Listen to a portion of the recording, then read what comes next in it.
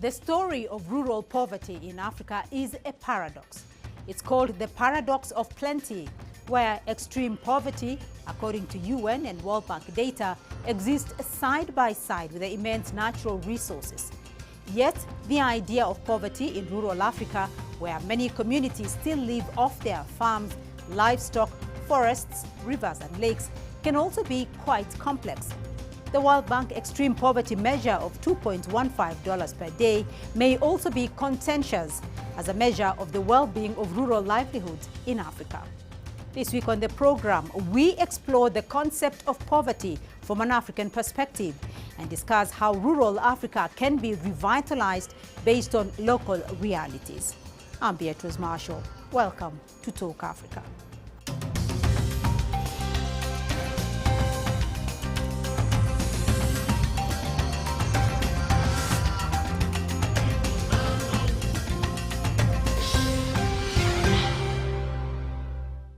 Well, let's now bring in our panelists to discuss this further, all joining us via Zoom. Joining me from Accra in Ghana, Jane Mutumbi, Economic Affairs Officer, Gender, Poverty and Social Policy Division at UNECA. From Johannesburg, Professor Hope Magimidisha Chipungu, an academic in the Department of Town and Regional Planning, University of KwaZulu-Natal. And in Beijing, Professor Sarah Jinjie Wang, Deputy General Secretary of the Center for African Studies at Peking University.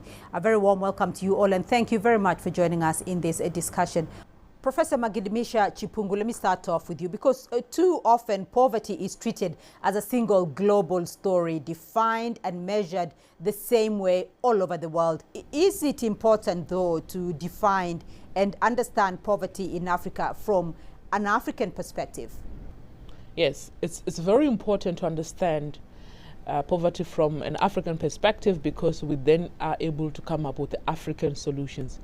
What has happened in the past, you realize that we, as an African nations, we've been going out borrowing solutions from Europe, which don't really address our problems. But if we then step back and understand what are our problems and what are the challenges which are creating those problems so that we can alleviate poverty, then we come up with our own tailor-made strategies to alleviate poverty. But if we look at this perspective from just an international perspective without reflecting honestly on what's happening within the region, that's where we miss the mark. But this is not to say we cannot actually visit other nations or even borrow strategies from other nations, be within Africa or Asia or China or other countries, to make sure that we alleviate our poverty, or we learn one or two things. But the focus, therefore, should be to come up with our own solutions. Jane, how would you define the current phase of rural poverty in sub-Saharan Africa? Poverty is a huge challenge for the African continent, but it is especially acute in rural areas on the continent. It is estimated that actually approximately 83% of those who live in extreme poverty, that is measured by the World Bank at $3 a day, live in rural areas in Africa. Now, beyond the monetary poverty, we have multidimensional poverty, which is looking at the number of deprivations that people face, whether that is in education, in health, and in living standards. That includes overcrowding, lack of proper sanitation, school lag in the case of education, or low attendance. For that dimension, multidimensional poverty, the numbers are even greater, and more so, again, acutely affecting those who live in rural areas. So let's look at China's experience, Professor Wang. China has eradicated absolute poverty. What rural poverty eradication programs did China develop, and how did this reflect the realities of its own rural communities? The more urbanization happening, the more industrialization happening, the bigger the gap between the urban and then the rural. So we needed to go back to the rural to redevelop our rural area. So by that way, we can close the poverty trap. That's why our country started this revitalization strategy. Actually, it worked very well. It not only helped the human capital development, like youth and adults, they left the village, right? This out migration left the village, leaving the aging, small children, Right. or underskilled rural laborers. They need to revitalize. So our government has spent a lot of money and energy and all the resources to invest in education. For example, the TVET education, technical and vocational education for our rural area, and also health program, and also digital inclusion. We know we have this digital money everywhere. Right. We cannot see the paper money anymore in the village, in the city area. It's all digital, so that makes the transaction and the money flow very quickly and boost the economy development. And also with the rural housing upgrades, our rural housing needs to be re-upgraded. Right. So with that, we see the very potential demand and productivity. So by that, we see in the rural area, we see the underdeveloped growth has a lot of potential. So that kind of revitalization program reboost our economy from 2017 till recently, I think. So Right. that's some experiences we've been undergoing and are quite successful. That also guarantee our rural areas are very pivotal to food security and also to the public health, such as safe water and sanitation. That's Right. make the country as a whole to develop. So, Jane, I want you to pick up from China's experience there.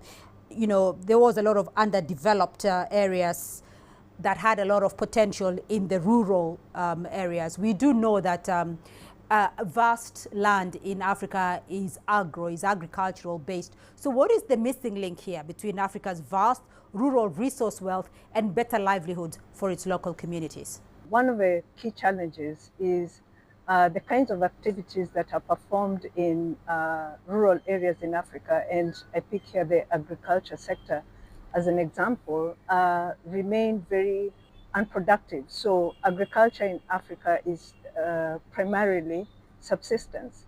And because it is unproductive to a large degree, it means that the incomes are very limited. So until the shift is made into making agriculture more productive, then it means that incomes will remain very limited and people then cannot lift themselves out of poverty. So that is one challenge. The other is in terms of raising the productivity is also modernizing agriculture. So that could help in terms of improving the productivity from farms in Africa. In addition, promoting agri-processing, for example, making sure that there's a level of industrial development that is tied to the agriculture sector. So processing of produce that is from agriculture primarily, that would not only help create jobs, but also raise the level of productivity. And I think these are some of the areas where you have seen China make real progress in, where agriculture now is very modernized. There's been incredible investment in the sector. So, and in some ways engendering structural transformation, which means that people no longer are engaged in lower productivity activities, but in higher productivity that not only just increase incomes, but they also boost the competitiveness of the sector. So those are some of the, I suppose, elements that can help in terms of transforming agriculture, considering it is also one of the largest sectors on the continent, and making it really productive can support economic development while also ensuring that increases incomes for people who are primarily in the sector, and especially women who are really involved in the agri-food systems in the sector. So, Professor Chipungu, what is the missing link between Africa's rural resource wealth and better livelihoods for its local communities? Traditionally, especially rural areas, it's centered around agriculture. And you find that we have most of homesteads which have access to agricultural land. And then obviously people, they're able to produce their own crops. But that's what it is. So it's more at agriculture at the localized scale or household level. But look at it, if we start looking at that at a more bigger scale, at a more industrialized scale, you find that we have a lot of idle land in rural areas, which has a potential and fertile land to actually produce food for most communities, even those in urban areas. And now what has been happening recently is that you may find that most people in some rural communities in South Africa also, they do not have the capabilities to produce at the scale of commercialization. This is because partly they do not have skills, but some of them, they do not have educational knowledge of how best to go about it. Now, what we ought to be doing, if you look at other countries also in Africa, you find that they do have what they call agricultural specialists who work closely with the communities to make sure that they look around the issues of agriculture, different type of agricultural activities happening within urban areas, within those particular areas, and also put or impact their educational knowledge, or you want to say scientific knowledge, so that they're able to work together using both traditional knowledge and the scientific knowledge that they acquired through their formal education. So the other issue that we also need to look at is to also bring those agricultural specialists in different communities to make sure that not only do we have to look at agriculture as a more household kind of activities, but look at it as a more of commercialization, so that we're able to create jobs for people within rural areas or rural communities. And this has not been happening in most communities. Right. And that is a challenge, because you realize that in urban areas, we do not have access to land. We do not have enough land within urban areas. As a result, then we're not able to produce our own food in most instances. So the food gets to be produced in rural areas, yet those areas in rural areas remain underdeveloped. Look at the infrastructure, you look at the transport system, you look at the connectivities. Those areas, they're hardly accessible, yet those are the areas which are feeding our urban communities. So I think it's important, therefore, to make sure that we understand that for urban area to thrive, they can only do so when rural areas are thriving as well. So, Professor Wang, we have talked about China's experience and China's success in lifting nearly 100 million rural people out of poverty has been described as one of the largest organized developments in history. First of all, how did China achieve this, and what was the biggest policy measure that made China's poverty eradication program a success? There are many reasons why we can lift such a large population out of the poverty. But I think the fundamental logic for our government is to ensuring food security. This ensuring, so oriented this food security, we developed different strategies. So the food security is a very critical component for our country's rural development. Because, you know, in China, our urbanization rate was about 67%, corresponding to an estimated rural population of about 480 million. So this large population, they're all living in a rural area. If they don't have a good job, if they don't have money, and they couldn't ensuring the food security, that's going to cost our country very much unstable. Right? So when food is sufficient, society is steadier, society is more stable. So our government value the food, and also policy focus on protecting farmland.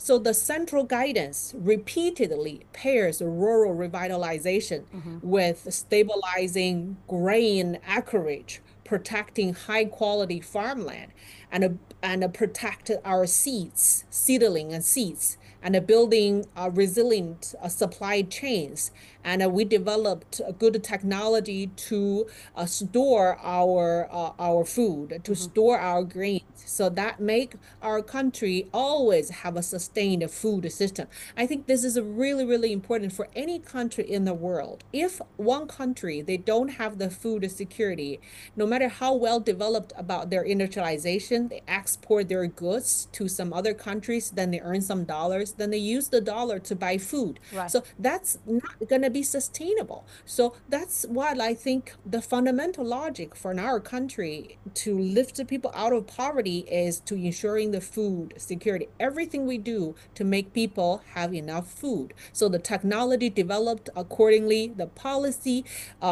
created accordingly, and also stable food supply chain tames inflation risks. Right, so it brings very healthy economic runs, smoothing farmers' incomes and gives household confidence to spend and grow. So I think there are many things I can talk about it because of the time constraint. Right. I think food security is a country's the #1 issue to dealing with in terms of poverty reduction. All right, on that note, let's take a short break, and when we return, we'll look at solutions. How can communities, technology, and better policies come together to drive rural revitalization across Africa? Stay with us.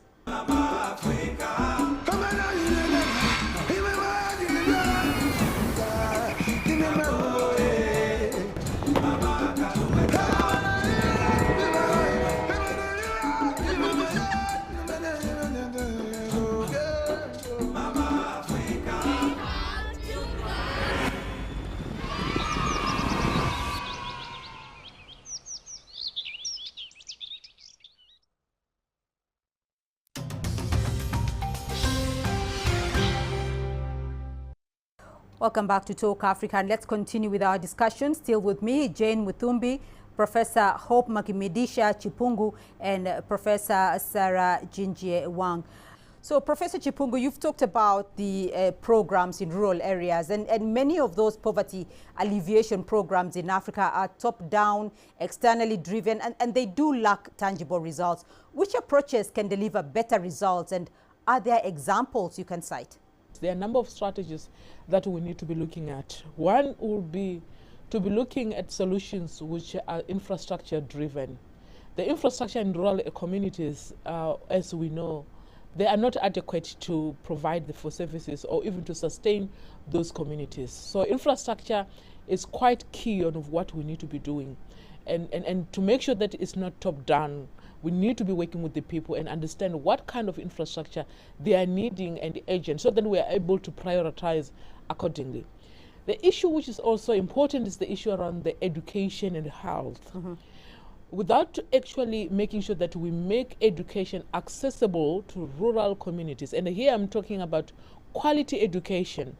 And this is not just to say we have to focus on education only, but it is another pillar which is key as it relates to rural development. And the healthy community is able to function better, is able to give back better, so that is the most important thing that we also need to look at. The other issues we need to look at, which is key, is the issues around connectivity.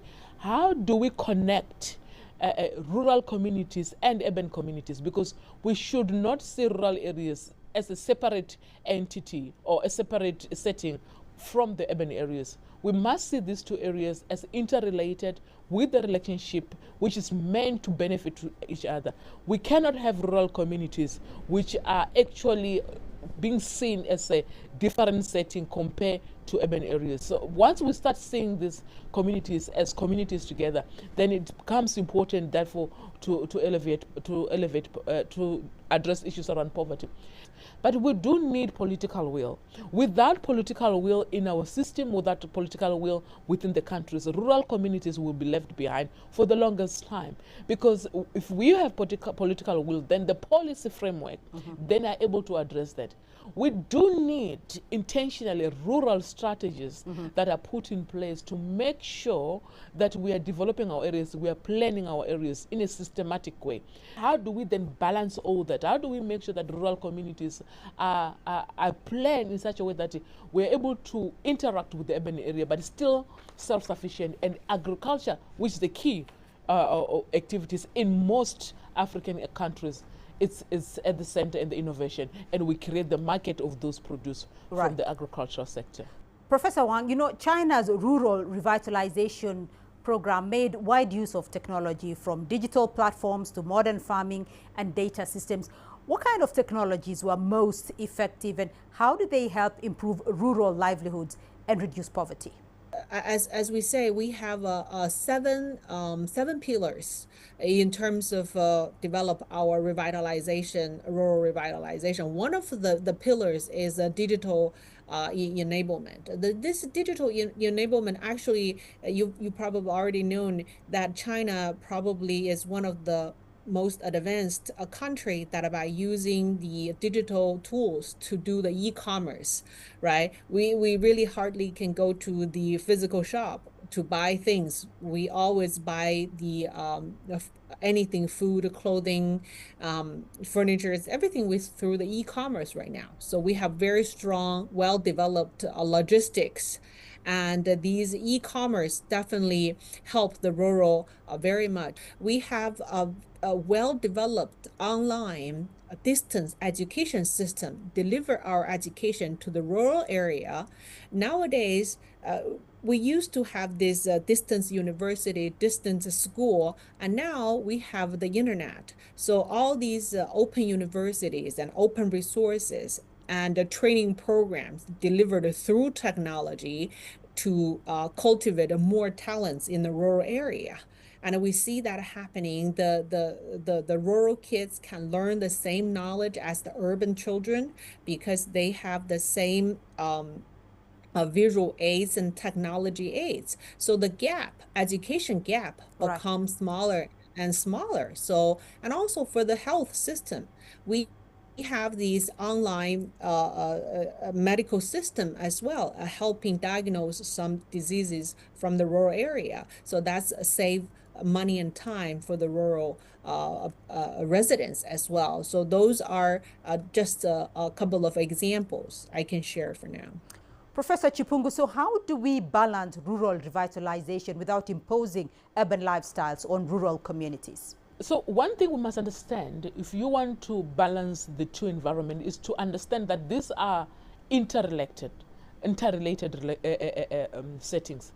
We cannot have urban areas thriving without rural areas. So is the same for rural areas cannot thrive without urban areas. Once we understand that what we are having between the two environments is a relationship, not a kind of us and them, that they are rural areas, that therefore we shouldn't worry, then we then are in a right track to able to address our relationship between the two environments. That is the first important thing that we need to do.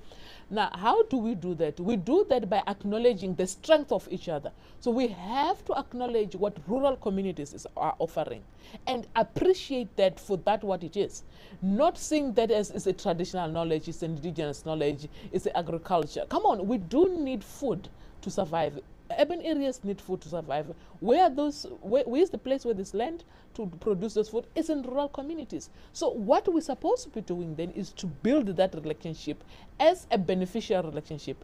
We cannot have relationship which is about taking and taking without giving back. And most urban areas, that's what they're doing. Right. So you may find that they're taking the skills from rural areas, they're taking resources, natural resources from rural areas, they're taking almost everything from rural areas, but they're not giving back to those communities. So that gives a problem. You find that now rural communities, they're left with nothing, nobody minding them. And what do? The only best thing to do is to leave that environment, come to urban area. I want to get your winding up comments. Let me start off with you, Professor Wang. If Africa is to truly revitalize its rural areas, what is the single most important shift that needs to happen in mindset, policy, or practice? I think for me, I have been conducting African research for many years, and I visited different African countries. Of course, different African countries has its own unique situations and challenges. But there are some very common issues that I can maybe just from a very limited knowledge, I can share my observations. I think the foremost thing is to understand what does develop means for a country. You know, that can be a mindset, right? You know, for some country, they probably regard industrialization as the national development goal. Some country might not regard the industrialization as their development goal. Maybe they are a natural resources rich country, or they have very beautiful scenery, so they can develop their services as their development trajectories. So every country needed to define what does development mean for their people and for their country. Secondly, I think for the common citizens, not only need just the education. We already know the education doesn't guarantee a job. The education doesn't guarantee a prosperity. So only the education needed to match with the job market. So how to create a job market? FDI is very important. When you attract FDI, they create jobs. Then your education matching with the industry, with the FDI. So by that, it's become a closed loop from education to job. So our country always have the connection between education and with the job. So that's the second issue I think worth mentioning. All right. So Jane, your thoughts? I think structural transformation is key for Africa, and tying that also to the demographic pattern that we are seeing.